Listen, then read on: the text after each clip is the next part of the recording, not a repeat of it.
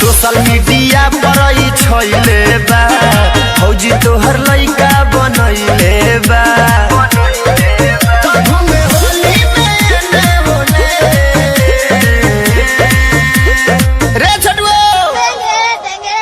अरे करी माई के वाला ही तो दिन भर टेंगे कैले रहता ना